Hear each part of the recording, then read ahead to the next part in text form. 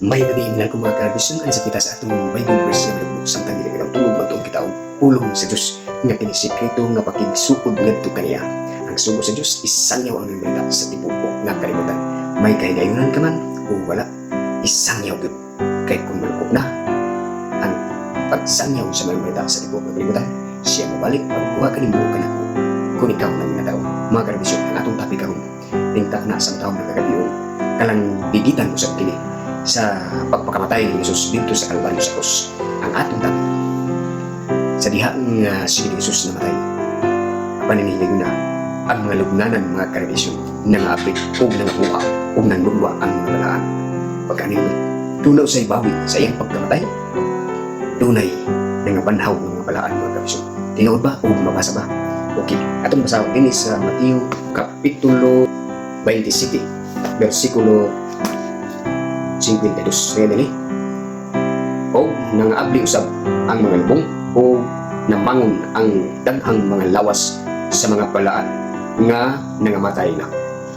Sa kuno mga kalbisyon, naabli ang mga lugnanan sa iyang pagkamatay.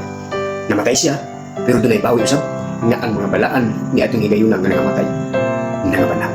Nagisambay pa siya 40 kadlaw apan sa pag-adto niya ngadto sa langit mga kabisyon. Tinuod ba gyud nga nayang gidala. Atong basahon dinhi sa Episo Kapitulo 4 versikulo 8 niya.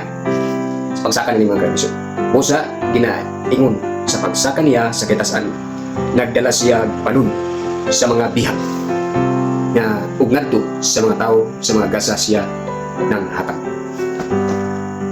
Mga karabisyon, sa diha nga ang Diyos namatay apan ini ngayon na dunay bawi gadiin sa iyang pagsaka dito sa langit. Nagdala siya og jutay panon. Nahinumdum mo mga karabisyon, tinuod nga dunay laguna dito sa langit mga karabisyon. Si Enoch, si Elias, si Moises, kini sila ang ebidensya nga naguna gawas ni ini nga kamatayon ni Jesus. Aduna pagyoy gidala niya nga mga jutay panon mga karabisyon sa pagkayat niya dito sa langit. Posible ang usa ka kawatan ini ngayon na nga namatay dito sa Kalbaryo sa krus kauban ni Jesus. Isaaran siya nga dalon dito sa langit. Apan ini kayo na posible nga kadto usab nga isaaran naging diha umuban ka dito sa paraiso. Napasin kadto gidala usab sa Ginoo. Nga nagdala siya og jutay panon sa diha nga siya isaka dito sa langit. Tinaw kayo nga diha sa pagkamatay ni Jesus dunay mga balaan nga nagabanhaw ug iyang gidala ngadto sa langit. Tinuod kini mga karabisyon ug tinaw ug dugang kay balo sa sa kanato nga diin kung kita mamatay diha sa tiilan sa Ginoo, nagminatarong ebidensya nga adunay may langit mga karabisyon.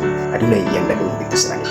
Posible kung ikaw ang nagminatarong, ikaw madala sa ikaduhang pagbalik ni Jesus. Posible nga ikaw usab niya pagdadon dito sa langit. Sumuni atong lubog nga Bible verse nga dagdag kay balo sa kanato nga diin adunay paglaom sa atong kinabuhi. Sumayaw na po kaninyo ang grasya sa Diyos ug ang panalangin maana kanunay sa inyong kinabuhi. Sa makausa, mayroon po ninyo. Nagang salamat sa inyong pagpaminaw ug God bless sa tanan.